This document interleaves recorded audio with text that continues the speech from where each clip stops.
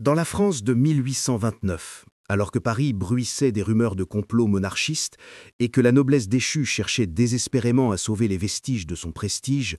une nuit d'hiver changea à jamais le destin de deux familles qui ne devaient jamais se croiser, sinon par un pacte silencieux aussi cruel qu'inimaginable. Car au cœur du quartier du Marais, dans l'hôtel particulier de la famille Darcy, une comtesse accoucha dans la douleur, tandis qu'à quelques rues de là, dans une modeste chambre dissimulée derrière la boulangerie d'un cousin complaisant, une jeune domestique mit elle aussi au monde un enfant. Et le hasard voulut que ces naissances surviennent presque à la même heure, alors que la neige étouffait le bruit des sabots dans les ruelles étroites et que Paris semblait retenir son souffle sous un ciel d'étain. La comtesse Adèle Darcy, âgée de 26 ans, portait depuis des mois un secret qu'aucun de ses proches n'aurait osé imaginer. Car si son époux, le marquis Armand Darcy, banquier influent aux relations étendues jusque dans les cercles royalistes, se croyait enfin sur le point d'obtenir l'héritier qu'il attendait depuis leur mariage, la vérité était que l'enfant qui naissait dans la chambre aux tentures brodées n'était pas le sien, mais celui du docteur Guillaume Serre, un jeune médecin républicain qui avait soigné la comtesse lors d'un séjour en province et dont l'intelligence farouche, mêlée à un charme discret, avait brisé les défenses de la jeune femme isolée dans un mariage de convenance. Quant à la domestique, il s'agissait de Louise, une fille d'Auvergne de 23 ans, engagée à Paris 2 ans plus tôt, et qui, malgré son apparente docilité, cachait une force de caractère et une vivacité d'esprit que peu de maîtres devinaient. Et c'est justement Armand Darcy qui, profitant de son pouvoir et de la vulnérabilité de la jeune servante, l'avait contrainte à céder à ses désirs lors de ses séjours nocturnes dans les chambres de service, répétant ce que tant d'hommes de son rang considéraient comme un privilège implicite, aussi honteux qu'impuni. De cette relation non choisie était née la grossesse de Louise, soigneusement dissimulée sous des robes larges et un repli volontaire dans l'ombre de la maison, jusqu'au soir où les douleurs devinrent impossibles à cacher et où elle fut discrètement envoyée dans la boulangerie d'un cousin pour accoucher loin des regards, tandis que la comtesse, dans son lit de soie, luttait contre les mêmes vagues de douleur. L'ironie tragique de cette nuit fut que les deux enfants, à peine nés, portaient dans leurs traits la vérité scandaleuse de leurs origines. L'enfant d'Adèle, une fille à la peau mate et aux yeux sombres qui rappelait sans ambiguïté les origines méridionales de Serre,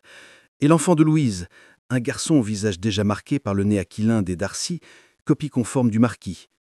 La sage-femme qui assista à Adèle, une certaine Madame Véronique, vieille femme respectée pour sa discrétion, comprit en un instant la catastrophe qui se profilait, car le marquis n'accepterait jamais un enfant qui trahissait ainsi sa lignée, tandis que Louise savait qu'on lui arracherait son fils pour l'envoyer aux nourrices de campagne comme simple bâtard, ou pire, qu'on le laisserait disparaître dans l'anonymat. Il fallut donc imaginer l'impensable et changer les deux nouveau-nés. La décision se prit dans un silence lourd, guidé par la peur plus que par la raison, et scellé par le regard complice et désespéré de la comtesse et de la servante, car une voyait dans ce stratagème le seul moyen de sauver son honneur et sa place dans la haute société parisienne, et l'autre entrevoyait une étrange forme de justice en donnant à son fils l'avenir fastueux qu'elle ne pourrait jamais lui offrir.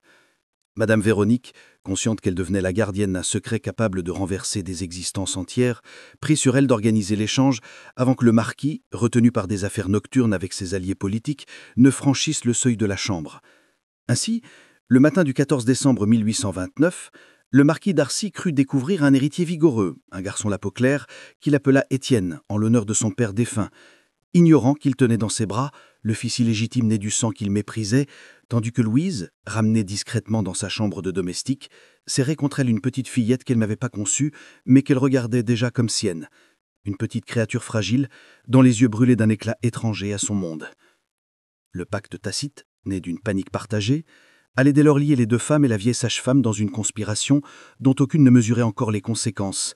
car maintenir la supercherie exigerait une vigilance constante, des mensonges calculés et une endurance morale qui consumerait petit à petit leur vie, et dans le Paris des années qui allaient suivre, où les secousses politiques de 1830 allaient bouleverser le trône de Charles X, ce secret intime viendrait se heurter aux grandes turbulences de l'histoire, transformant une tromperie domestique en tragédie familiale et plus tard en scandale retentissant qui résonnerait jusque dans les journaux de la capitale. Les années qui suivirent cette nuit de décembre 1829 transformèrent l'hôtel Darcy en théâtre d'illusions savamment orchestrées, où chaque sourire, chaque silence, chaque regard pesait plus lourd que des serments écrits. car Adèle, devenue mère officielle du petit Étienne, s'appliquait à jouer son rôle avec une perfection glaciale, veillant à ce que nul détail ne vienne éveiller les soupçons de son mari, ni des cercles mondains qu'elle fréquentait. Tandis que Louise, confinée à l'ombre des escaliers de service, élevait la fillette qu'elle avait appelée Claire avec une tendresse farouche, consciente que chaque instant partagé était un défi lancé à l'ordre social qui aurait pu briser leur fragile équilibre. Étienne grandissait sous le regard attentif du marquis Armand, qui voyait en lui l'héritier promis à la gestion de la banque familiale et à l'extension de leur influence politique, répétant à ses convives que l'enfant possédait déjà la gravité et la noblesse de son lignage, ignorant que derrière ces traits qu'il chérissait se cachait la vérité de son propre sang mêlée à celui d'une domestique. Claire, de son côté, apprenait à parler dans la petite chambre des domestiques, où Louise lui récitait des histoires en patois auvergnat. Mais Adèle, incapable de se détacher d'un instinct maternel qu'elle ne voulait pas avouer, venait souvent observer l'enfant en secret, lui glissant parfois des livres d'images ou des morceaux de soie qu'elle prétendait avoir abîmés. Et Louise, qui avait juré de protéger ce trésor fragile, acceptait ces présents comme on accepte des miettes de lumière dans une existence de servitude. Pourtant, le danger se rapprochait, car la société parisienne, avide de ragots, ne tarda pas à remarquer l'étrange attachement de la comtesse pour cette petite domestique qu'elle semblait favoriser. Et certaines langues perfides murmurèrent déjà que Madame Darcy, faute d'amis véritables, trouvait refuge dans des fantaisies maternelles, déplacées. Plus inquiétant encore, Étienne et Claire, en grandissant, développèrent une complicité si profonde qu'elle frappa tous ceux qui les observaient. Ils parlaient ensemble un langage secret, fait de gestes et de regards, s'inventaient des mondes parallèles dans les jardins d'hiver, se défendaient mutuellement contre les réprimandes, au point que plusieurs nourrices affirmaient qu'on aurait dit des jumeaux tant leur lien paraissait surnaturel. Et cette proximité, qui aurait pu passer pour une simple amitié d'enfant, devint aux yeux de ceux qui savaient la vérité une menace latente, car plus ils s'attachaient l'un à l'autre, plus le risque grandissait qu'ils découvrent un jour ce qui les liait réellement. Adèle, rongée par une angoisse silencieuse, multipliait les stratagèmes pour contenir ce danger, et l'éloigner Claire sous prétexte d'éducation, insistait pour que la fillette apprenne à lire et à écrire auprès d'un précepteur, privilège inconcevable pour une domestique, ce qui soulevait encore davantage de soupçons, mais elle prétendait qu'il s'agissait d'un caprice de sa charité chrétienne, une justification fragile que le marquis acceptait à contre-cœur. Armand, lui, vieillissait dans la conviction que son fils était destiné à de grandes choses, mais ses absences fréquentes, motivées par ses affaires bancaires et politiques, laissaient à Adèle et Louise la liberté de gérer la double enfance comme elles l'entendaient. Et c'est ainsi qu'elles apprirent à coopérer malgré leurs différences, l'une aristocrate prisonnière de son rang, l'autre domestique prisonnière de sa condition, mais toutes deux liées par le même serment funeste, protéger leurs enfants à n'importe quel prix.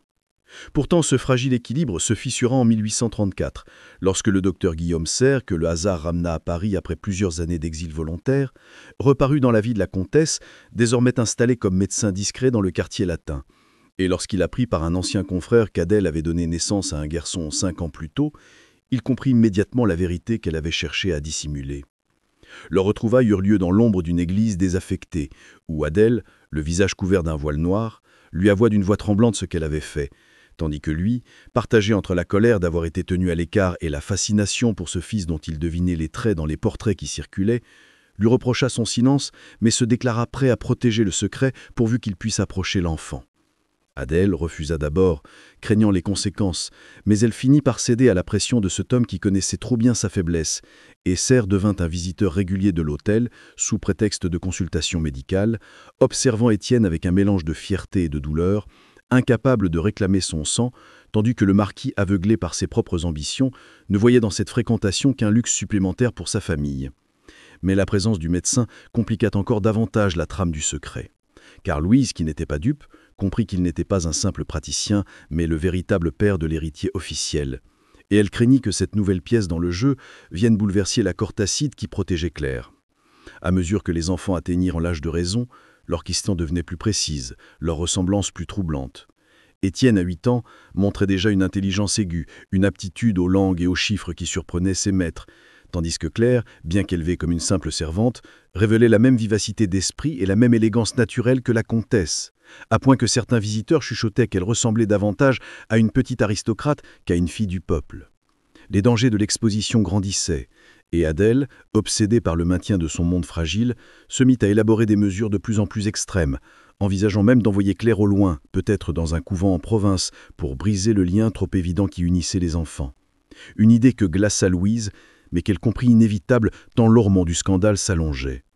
Le temps, inexorable, transformait la ruse initiale en prison. Et chaque pas des enfants vers l'adolescence les rapprochait de la vérité comme des funambules avançant sur un fil tendu au-dessus du vide, surveillés par des adultes qui avaient juré de les protéger, mais qui en réalité les condamnaient à vivre une vie de mensonges dont ils ne mesuraient pas encore le prix. L'année 1836 marqua un tournant invisible mais décisif dans la vie des Darcy, car Étienne, désormais âgé de 7 ans, ne se contentait plus d'apprendre ses lotions, il interrogeait le monde avec une acuité qui déstabilisait ses précepteurs. Il observait les expressions des adultes, mémorisait les silences, notait les contradictions, et déjà il se comportait comme un juge miniature, exigeant des réponses logiques aux questions qu'il posait, et parmi celles-ci revenait sans cesse une interrogation lancinante. Pourquoi Claire, simple domestique selon l'ordre officiel, recevait-elle des leçons presque identiques aux siennes ? Pourquoi avait-elle des livres, des cahiers et parfois même des vêtements d'une qualité qui dépassait de loin ceux des autres enfants du service ? Et pourquoi sa mère, Adèle, s'obstinait-elle à l'avoir toujours près d'elle, la traitant non comme une servante, mais comme une protégée, presque comme une fille ? Les nourrices, forcées de se taire, se contentaient de hausser les épaules, mais l'enfant, doté d'une mémoire redoutable, accumulait ces détails et construisait déjà un puzzle dont il ignorait encore la forme finale. Dans le même temps, Claire, plus vive que son âge, ressentait une attirance instinctive vers la comtesse, dont elle imitait les gestes, les intonations, les attitudes, au point que plusieurs invités se risquèrent à dire, à mi-voix, qu'elle semblait être un reflet miniature de Madame Darcy, remarque qui faisait trembler Adèle, mais qu'elle étouffait en répondant par un sourire de convenance. Le marquis, quant à lui, voyait croître en son fils une fierté qui l'encourageait, mais il ne pouvait ignorer certains détails troublants. Les yeux sombres d'Étienne, presque noirs, qui rappelaient davantage la Méditerranée que les traits pâles et blonds de sa propre lignée, ou encore la passion précoce du garçon pour les sciences médicales, qu'il ne cessait de manifester en posant des questions lors des visites du docteur Serre. L'homme, sous couvert de le soigner de petites fièvres enfantines, observait son fils biologique avec un mélange de fascination et d'orgueil, mais aussi de danger, car plus il se rapprochait de lui, plus il risquait d'attirer l'attention, et Louise, attentive comme une sentinelle, ne manquait jamais de croiser son regard pour lui rappeler silencieusement que toute imprudence pouvait anéantir ce fragile édifice. Mais la tension devint insoutenable lorsqu'un incident banal menaça de tout faire éclater. Un soir d'orage, alors que la foudre frappait les toits de Paris et que les domestiques couraient fermer les volets, Étienne surprit une conversation entre sa mère et le docteur, des mots murmurés en hâte, des fragments comme « il ne doit jamais savoir » ou « ton fils », et même si le reste fut couvert par le tonnerre, l'enfant comprit qu'il était au centre d'un secret dont on voulait le tenir à l'écart, et dès lors il n'eut de cesse de questionner, d'espionner, d'interroger Claire qu'il considérait comme sa sœur, sans comprendre pourquoi on niait ce lien. Claire, de son côté, ressentait la même angoisse diffuse, comme si elle portait en elle une vérité muette, et ses cauchemars nocturnes qu'elle confiait à Louise étaient peuplés de visages qui se confondaient, de berceaux échangés, de cris étouffés dans la neige. Adèle, voyant la situation lui échapper, décida alors d'un geste radical. Elle annonça au marquis qu'il serait préférable d'envoyer Claire dans une pension religieuse de province, sous prétexte de charité, afin d'éviter qu'elle ne devienne insolente ou trop consciente de privilèges qui ne lui revenaient pas. Armand, qui depuis quelque temps s'inquiétait des rumeurs circulant dans les salons, où l'on chuchotait que sa femme avait des tendresses déplacées pour une domestique, accepta sans peine cette décision.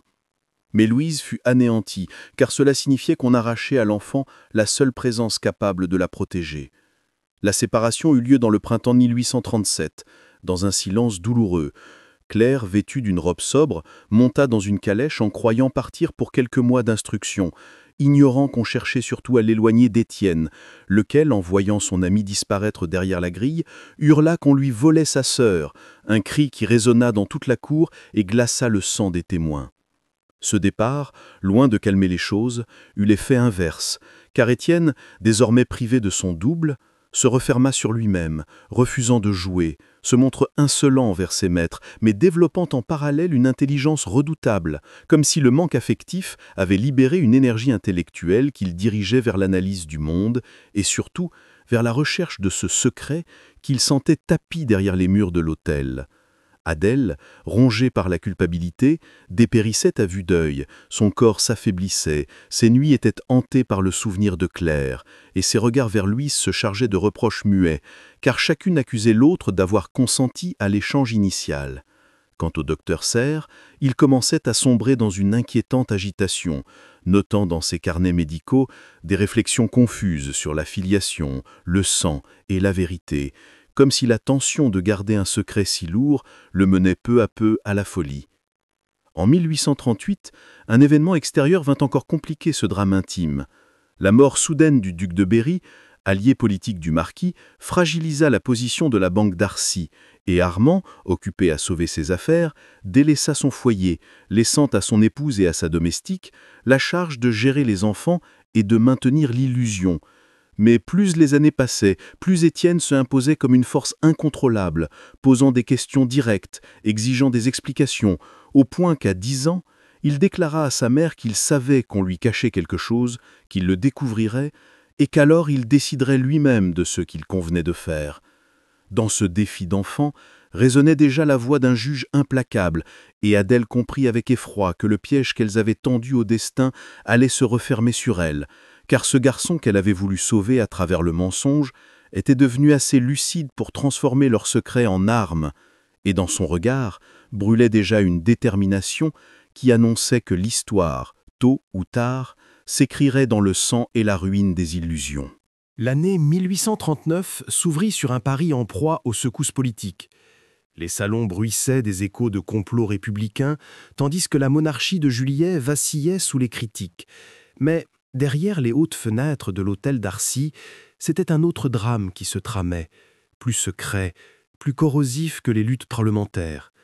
Car Étienne, désormais âgé de 10 ans, n'était plus seulement l'enfant précoce et insolent qu'on pouvait distraire par des leçons de latin ou des parties d'échecs.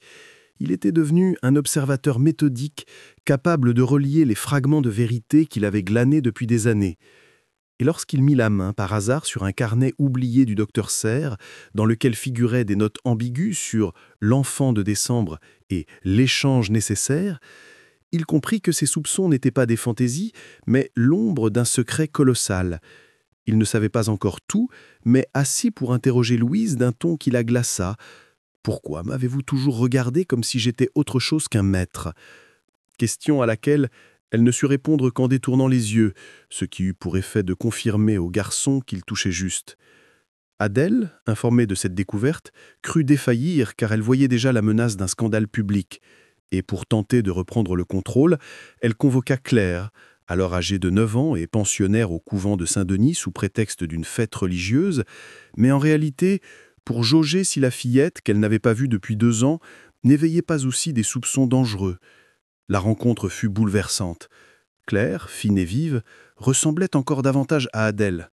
au point que même les religieuses avaient noté cette étrange ressemblance.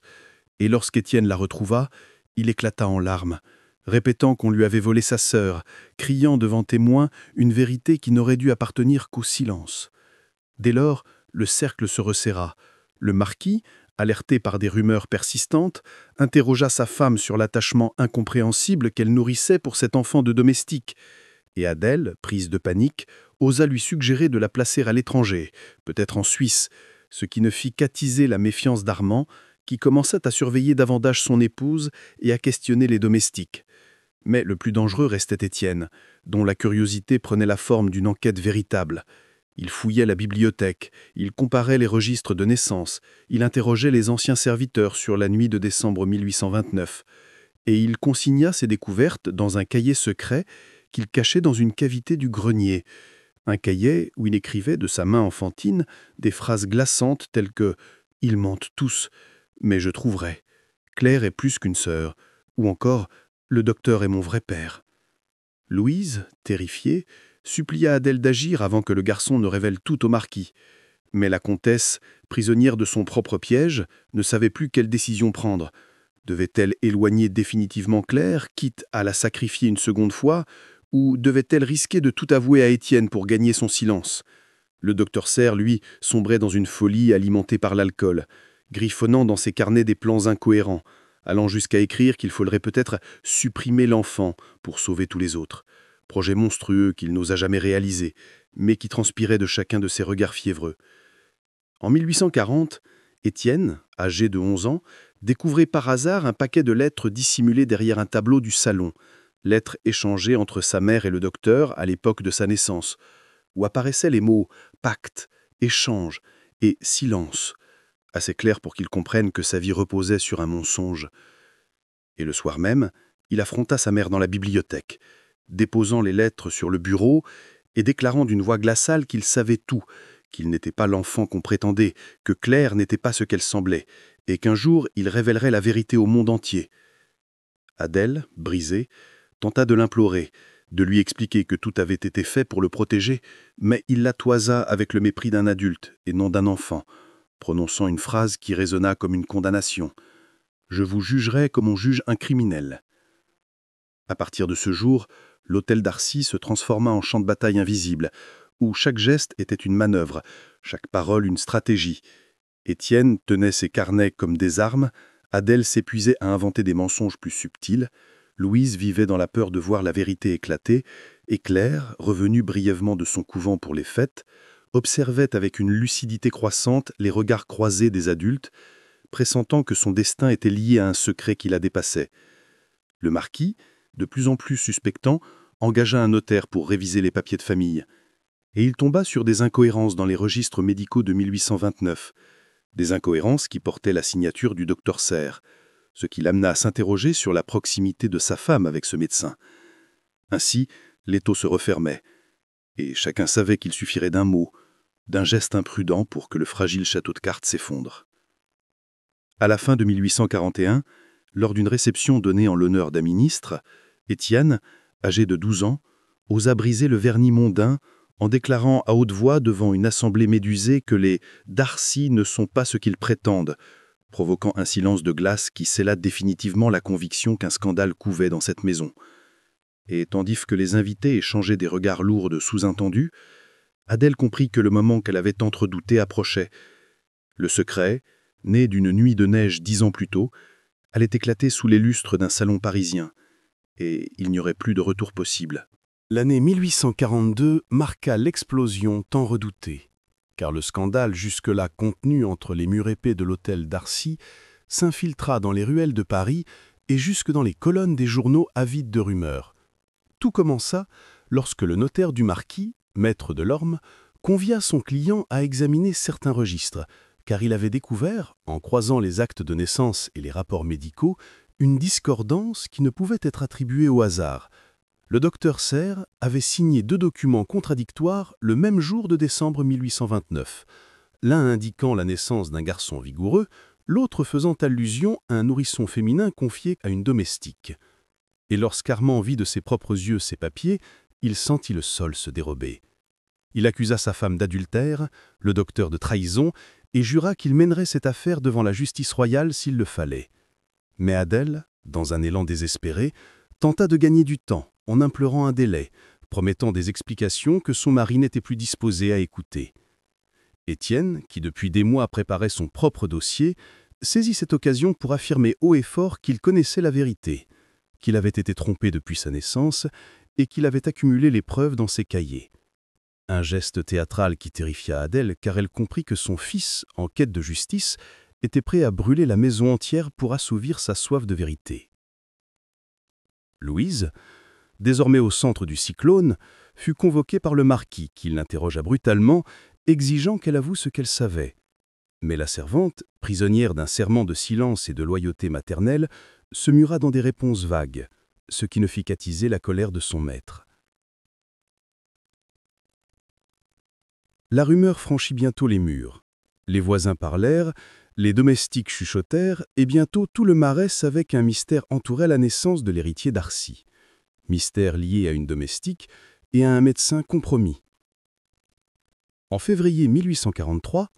une plainte anonyme fut déposée auprès du tribunal civil de la Seine, dénonçant des irrégularités dans les registres et accusant implicitement la famille Darcy de fraude à l'héritage. Et le juge Desmoulins, homme austère et intègre, ouvrit une enquête préliminaire convoquant témoins et médecins. Le procès qui s'annonçait fascinait les cercles parisiens, car il ne s'agissait pas seulement d'une querelle familiale, mais d'une affaire où se mêlaient honneur, lignée et fortune, tout ce qui excitait la curiosité d'une société avide de voir tomber les puissants.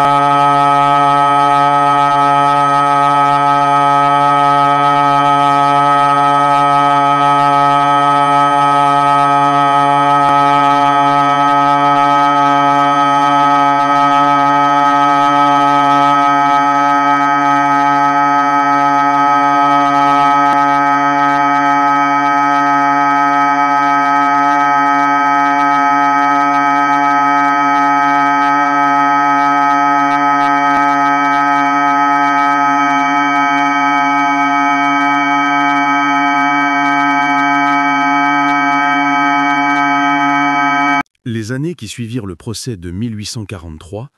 ne furent pas seulement la lente décomposition d'une famille autrefois puissante, elle devint le miroir cruel d'une société parisienne fascinée par la chute des grands noms et avide de transformer le malheur des autres en leçon publique. Car l'affaire Darcy, désormais appelée dans les gazettes « l'échange maudit », alimenta pendant plus d'une décennie les conversations des salons, les chroniques judiciaires et même les pamphlets politiques, certains y voyant la preuve que l'aristocratie déchue était prête à tous les mensonges pour sauver son prestige. D'autres, l'exemple tragique de la tyrannie des conventions qui condamnait des mères à trahir leur cœur. Adèle, la comtesse déchue, s'exila d'abord dans une maison discrète de la rue de Varennes, puis, incapable de supporter les humiliations, s'embarqua pour la Bretagne où elle trouva refuge dans un couvent. Elle y vécut recluse, vêtue de noir, rédigeant chaque soir des pages de confession qu'elle destinait à Dieu mais que personne ne lut jamais. Et elle mourut en 1852, à 49 ans, consumée par la mélancolie, laissant derrière elle une réputation brisée mais aussi une mémoire ambiguë, certains la peignant comme une criminelle, d'autres comme une victime des carcans sociaux. Louise, affranchie par le verdict et dotée d'une rente, resta à Paris, choisissant de consacrer sa vie à Claire qu'elle considérait toujours comme sa fille.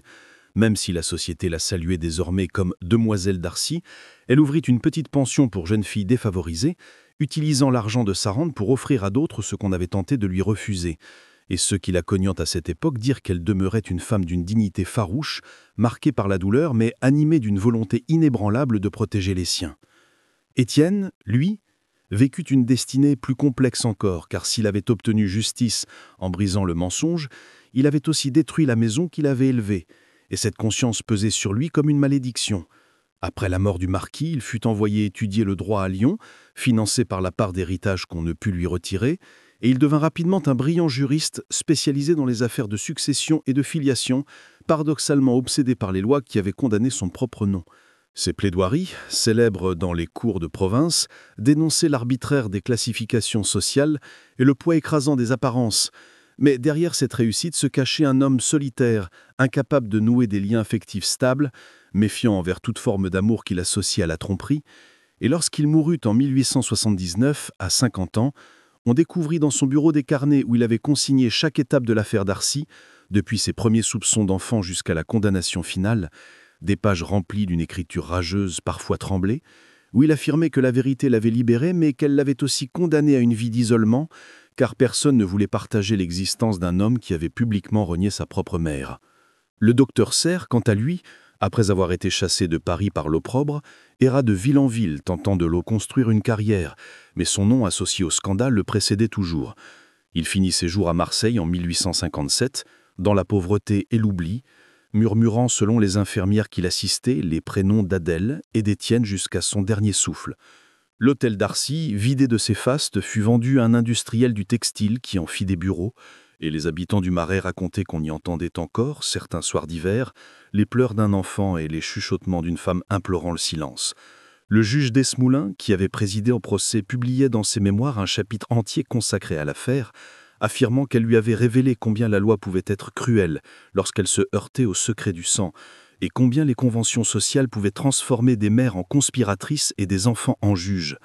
Mais le plus troublant fut la postérité populaire de l'histoire. Des pièces de théâtre s'en inspiraient, des romanciers la transfiguraient, et bientôt l'affaire Darcy devint une légende urbaine, récitée dans les cafés comme une fable morale, où chacun voyait ce qu'il voulait voir, la chute des puissants, la revanche des humbles, ou la fatalité des destins marqués par le mensonge. Pourtant, derrière les embellissements et les exagérations, il restait une vérité nue, brutale. 2 enfants avaient été sacrifiés sur l'autel des apparences, 2 mères avaient pactisé avec le silence, et une famille entière s'était dissoute dans le feu d'un secret qu'elle croyait protecteur. Au début du XXe siècle, lorsque l'hôtel fut démoli pour laisser place à un immeuble moderne, on retrouva dans les gravins un coffre métallique contenant les lettres d'Adèle, jaunies, presque illisibles, où l'on pouvait encore déchiffrer ces mots terribles. « J'ai voulu sauver mes enfants, je les ai perdus tous 2. J'ai voulu préserver notre nom, je l'ai détruit. J'ai cru tromper la société, c'est elle qui m'a jugé. » Et ces phrases, gravées dans la mémoire de ceux qui les lurent, scellèrent pour toujours la réputation de cette tragédie comme l'une des plus sombres de l'histoire parisienne, rappel cruel que le mensonge, même né de l'amour ou de la peur, finit toujours par engendrer une vérité plus implacable encore que le scandale qu'on avait voulu éviter.